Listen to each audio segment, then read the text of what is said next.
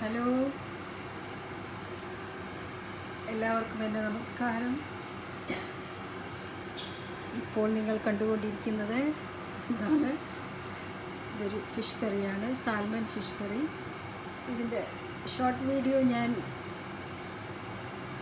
ഒരു ദിവസം പോസ്റ്റ് ചെയ്തിട്ടുണ്ടായിരുന്നു. അതിന്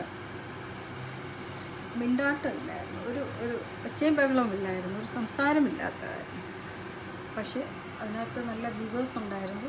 അപ്പം ഇന്ന് എന്തായാലും ഞാൻ ഫിഷ് കറി വെക്കുന്നതുകൊണ്ട് ഒന്ന് പറയാമെന്ന് വിചാരിച്ചു, ഒരു വീഡിയോ എടുത്ത് പോസ്റ്റ് ചെയ്യാമെന്ന് വിചാരിച്ചു. ഇത് സാൽമനാണ്.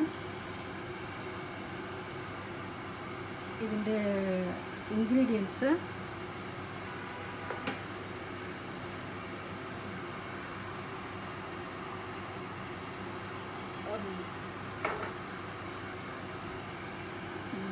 തേങ്ങ, നമുക്ക് മീൻ എത്രയാണോ ഉള്ളത് അതിൻ്റെ ക്വാണ്ടിറ്റി അനുസരിച്ച് തേങ്ങ, മുളക് പൊടി, മല്ലിപ്പൊടി. മുളക് പൊടി ഒരു സ്പൂണാണെങ്കിൽ ഒരു 1/4 ടീസ്പൂൺ മല്ലിപ്പൊടി, ഒരു 1/4 ടീസ്പൂൺ മഞ്ഞൾപ്പൊടി, പിന്നെ ഒരു പൊടിക്ക് ജീരകം. പിന്നെ കുടംപുളി യൂസ് ചെയ്യുന്നവർക്ക് കുടംപുളി യൂസ് ചെയ്യാം. ഞങ്ങളുടെ നാട്ടിൽ കുടംപുളിയല്ല, മറ്റേ പുളിയാണ് യൂസ് ചെയ്യുന്നത്, വാളൻ പുളി. ഇത് ഞങ്ങളുടെ നാട്ടിലെ സ്വന്തം മീൻ കറിയാണ്, ഫിഷ് കറിയാണ്. അതുകൊണ്ടാണ് ഞാനിത് കാണിക്കുന്നത്. ഞങ്ങളുടെ വില്ലേജ് സ്പെഷ്യൽ എന്ന് പറയാം. ഞങ്ങളുടെ നാട്ടിലുള്ളവരൊക്കെ ഇങ്ങനെയാണ് ഫിഷ് കറി ഉണ്ടാക്കുന്നത്. അത് നന്നായിട്ട് അരയ്ക്കുക. ഈ തേങ്ങയും മുളക് പൊടി, മല്ലിപ്പൊടി, മഞ്ഞൾപ്പൊടി, പിന്നെ ഒരല്പം ജീരകം, പിന്നെ ഒരു 7-8 കഷ്ണം ചെറിയ ഉള്ളി. ചെറിയ ഉള്ളി ഒത്തിരി ഒരു 10 കൂടുതൽ എടുക്കുന്നവർക്ക് കൂടുതലെടുക്കാം.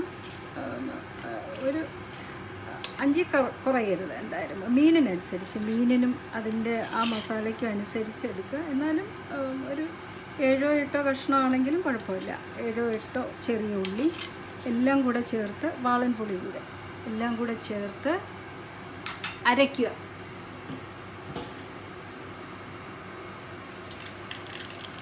നന്നായിട്ട് അരച്ചിട്ട്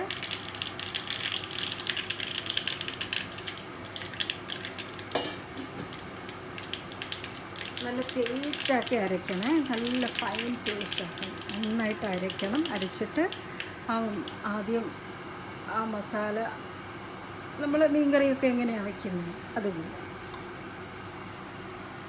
മസാല ആദ്യം ഒന്ന് തിളപ്പിക്കുക. ഞങ്ങളുടെ നാട്ടിൽ മീനും മസാലയും നല്ല ഈ എല്ലാം കൂടെ ചേർത്ത് ഒന്നിച്ചാണ് വയ്ക്കുന്നത്. പിന്നെ ഇത് മീൻ പൊടിയാതിരിക്കുന്നതിന് മസാല ആദ്യം നന്നായിട്ട് തിളപ്പിക്കണമെന്നൊക്കെ പറഞ്ഞ് കേട്ടിട്ടുണ്ട്. അതുകൊണ്ട് ഞാനും അങ്ങനെ ചെയ്യുക. എന്നിട്ട് നമ്മൾ ഏത് മീനാണോ യൂസ് ചെയ്യുന്നത് അത് ആ ഫിഷ് ഇടുക. പിന്നെ എല്ലാ മീനിനും എത്ര മിനിറ്റാണ് വേണ്ടോ, കൂടിപ്പോയാൽ ഒരു 20 മിനിറ്റ്സ് 15 മിനിറ്റ്സ് അല്ലേ ആവശ്യമുള്ളൂ വേവാൻ. എന്നിട്ട് അല്ലാത്തവർക്ക് അങ്ങനെ തന്നെ യൂസ് ചെയ്യാം. പിന്നെ കുറച്ചുകൂടെ നല്ലതാക്കണമെന്നുണ്ടെങ്കിൽ കടുക് പൊട്ടിക്കാം, കടുകിടുക, എണ്ണ ഒഴിക്കുക, കടുകിടുക, ചെറിയ ഉള്ളി ചെറുതായിട്ട് വട്ടത്തിലരിഞ്ഞത്, പിന്നെ അത് കഴിഞ്ഞിട്ട് കറിവേപ്പില. പിന്നെ കറിക്ക് കുറച്ച് എന്താ വെച്ചാൽ നല്ല ചുമന്ന് ഇരിക്കുന്നതിന് വേണ്ടി, കാണാനൊക്കെ ഒരു ഇതിന് വേണ്ടി മുളക് പൊടി ആവശ്യമുള്ളവർക്ക് ഇടാം. പിന്നെ ഓരോരുത്തരുടെയും എരിവിനനുസരിച്ച് മുളക് പൊടിയൊക്കെ ചേർക്കുകയും ചേർക്കാതിരിക്കുകയും ചെയ്യുന്നത്. ഇത് നിങ്ങൾ ഇതിൻ്റെ ഇൻഗ്രീഡിയൻസ് ഞാൻ ഫേസ്ബുക്കിൽ ഇൻഗ്രീഡിയൻസ് മാത്രം ഫേസ്ബുക്കിൽ ഞാൻ പോസ്റ്റ് ചെയ്തിട്ടുണ്ട്. പിന്നെ ചിലവരൊക്കെ ആണെങ്കിൽ ഒരല്പം ഉലുവാപ്പൊടി കൂടി ചേർക്കും അവസാനം, കടുക് പൊട്ടിക്കുന്നതിൻ്റെ കൂട്ടത്തിൽ ഉലുവാപ്പൊടി കൂടെ ചേർക്കും. അല്ലെങ്കിൽ മുഴുവൻ ഉലുവായാലും കുഴപ്പമില്ല.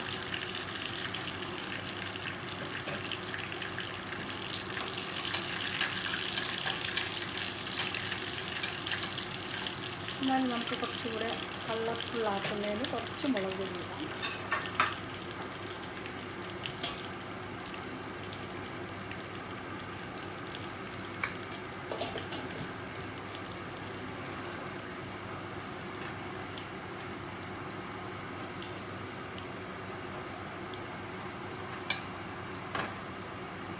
കൈ പിടിക്കുന്നത് ഞാൻ കഴുകാനില്ല, അത് കാരണം ടിഷ്യൂ പേപ്പർ വെച്ച് ചൂടാം. എൻ്റെ വീഡിയോ കാണുക, സബ്സ്ക്രൈബ് ചെയ്യുക, ഷെയർ ചെയ്യാൻ മാത്രം നിങ്ങൾ കഴിച്ചിട്ട് നോക്കുക, പിന്നെ ലൈക്ക് ചെയ്യുക. അപ്പം ഇതാണ് ഫൈനൽ സ്റ്റേജ് ഫിഷ് കറിയുടെ.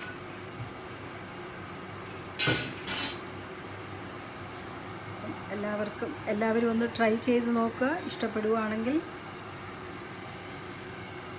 വീണ്ടും ചെയ്യുക. Okay, by.